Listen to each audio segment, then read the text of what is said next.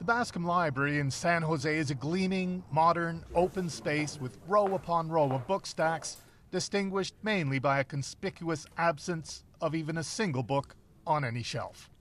This is one consequence of planning for an ever-expanding economy and then seeing the opposite happen. What do you feel like when you look at all this?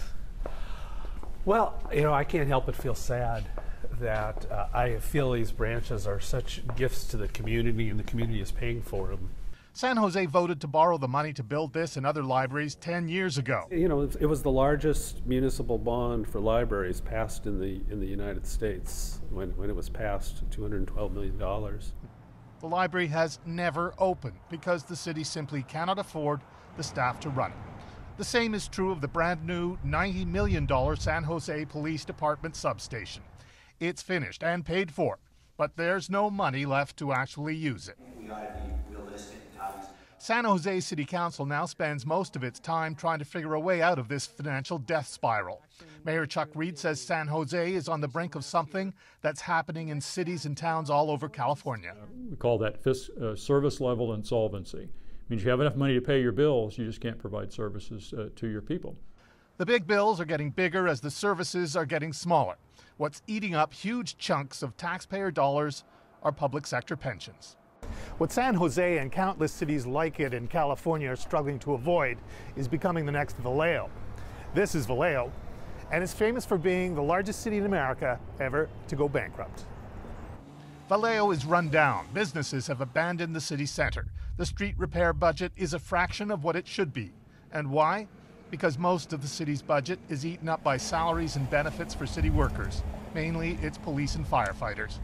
Community blogger and local gadfly Mark Garman says, look at it this way. If you look at the city budget as a steak dinner and the meat and the potatoes, well, that all goes to pensions. And the little parsley, that's what's left for services. Last year, 79% of Vallejo's operating budget went to salaries and benefits for its employees. 79%. The biggest chunk to police. So far, they're living with it by cutting back services. Garman reposted the entire city payroll on his website and printed us a copy. It names every employee. I mean, I look at this and I have a police corporal here, $185,239. Right, that's without benefits too. In 2010. Correct. That strikes me as a lot of money. Am I missing something? It's a lot of money. Police in Little Vallejo, population just over 1,000, make more money than police in San Jose, almost 10 times its size and the third largest city in California.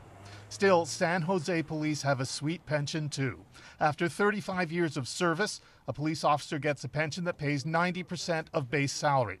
And it includes a guaranteed cost of living increase, 3% every year, no matter what the actual increase in the cost of living is. So, within 5 years, a retired officer can be making more money than he or she ever did while working. Oh, many of them are already. How did it get to this? Mayor Reed can look out the window of his office to all the surrounding communities of the San Francisco Bay Area and remember the time not long ago when they were all competing with each other for police and fire services. They essentially bid up pension benefits to keep pace with each other. The fact that everybody else had gone over the cliff meant that we had to jump over the cliff too in a competitive world. At the time, sometimes it seemed reasonable because, well, the stock market's doing very well and we'll make it up on investment returns, and that's just proved to be wrong. There are fewer police on the street now than there were 10 years ago when San Jose was smaller. But the pension and benefit costs are still sharply higher than they were 10 years ago, and the mayor says they're going to get higher still.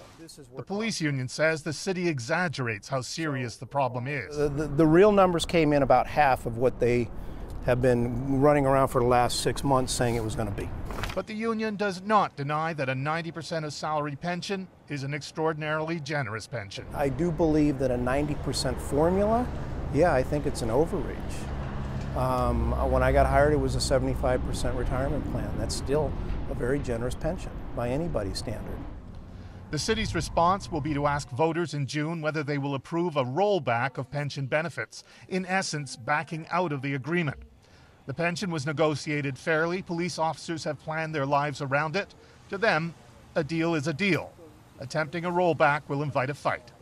If at the end the rug's pulled out from under us, I think you're going to have a really hard time getting quality people to do this job. The mayor gets the point. People have worked hard for it. They earned it. We just can't afford to continue to do it.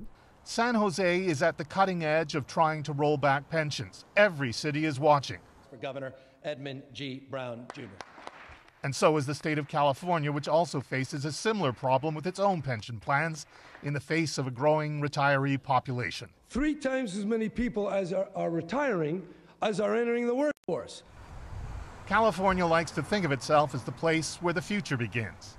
If so, the future seems filled with confrontations and bitter disappointments as reality brutally steamrolls over the dreams that millions have nurtured about their golden years. Keith Boag, CBC News, San Jose, California.